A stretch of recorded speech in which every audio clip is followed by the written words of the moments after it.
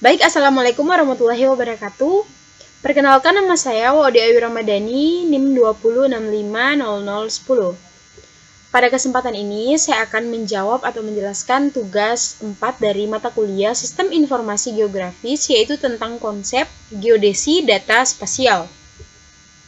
Baik, yang pertama yaitu apa itu georeferensi atau menentukan titik koordinat peta. Nah, georeferencing adalah proses penempatan objek berupa raster atau gambar yang belum mempunyai acuan sistem koordinat ke dalam sistem koordinat dan proyeksi tertentu.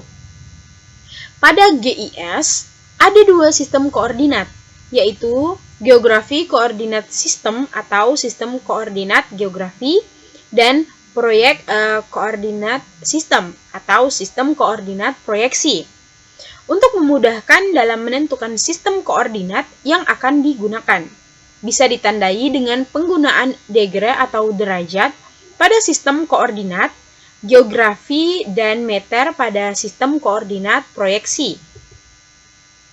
Nah, selanjutnya langkah-langkah georeference atau langkah-langkah apa untuk menentukan georeferensinya. Baik, di sini untuk langkah-langkahnya itu ada 4, di mana ini merupakan langkah-langkah atau langkah-langkah garis besar yang ada, di mana langkah yang pertama yaitu masukkan data yang akan digeoreferensikan, masukkan gambar yang akan digeoreferensikan dengan mengklik Add Data. Langkah kedua yaitu aktifkan menu georeferencing, dan langkah yang ketiga yaitu mulai proses georeferencing. Langkah yang keempat, simpan proses georeferencingnya. Nah, langkah yang pertama yaitu masukkan data yang akan digeoreferencingkan, maksudnya yaitu masukkan gambar yang akan digeoreferencingkan dengan mengklik Add Data, lalu klik kanan pada file yang dimasukkan. Arahkan kursor pada Table of Content dan pilih label Future agar atributnya muncul pada peta. Nah, setelah itu, pastikan gambar yang akan digeoreferensikan itu menghadap ke arah yang tepat dan buka dalam menu Image Viewer atau Editor. Kemudian, tambahkan scan pada dokumen yang dikerjakan menggunakan Add Data tadi. Nah, jika muncul pertanyaan, would you build a pyramid? Maka pilih Yes. Setelahnya akan muncul peringatan, namun jangan panik dan klik OK. Lalu lanjut ke langkah kedua, aktifkan menu georeference. Munculkan menu georeferencing pada toolbar dengan mengklik Customize, Toolbar, dan pilih Georeferencing. Pastikan kolom di sebelah menu georeferencing menampilkan nama file. Kemudian, klik menu georeferencing dan pilih Fit to Display untuk menampilkan gambar dan peta secara bersamaan untuk proses georeferencingnya. Nah, lanjut di langkah ketiga, mulai proses georeferencingnya.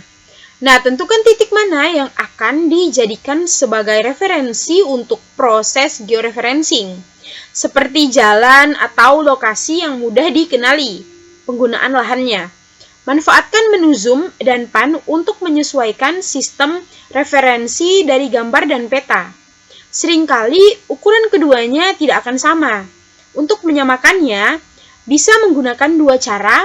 Yang pertama, menggunakan georeferencing, Fit to Display.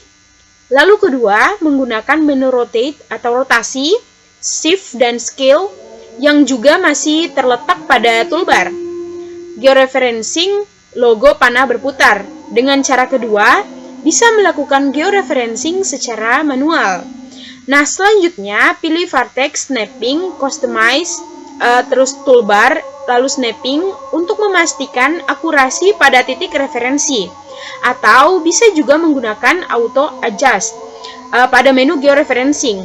Pilih Add Control Point, logo A yang ada titik koma pada georeferencing toolbar untuk menyesuaikan titik pada gambar dan peta dengan koordinat sebenarnya melalui GIS atau GIS. Cara melakukannya adalah mengklik satu titik pada scan peta atau gambar hingga tanda plus hijau muncul.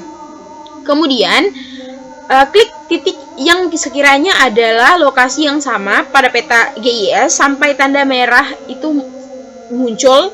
Terus lakukan proses ini sampai peta atau gambar berada di lokasi yang sesuai menurut titik koordinat di GIS. Nah, langkah terakhir yaitu simpan proses georeferencing.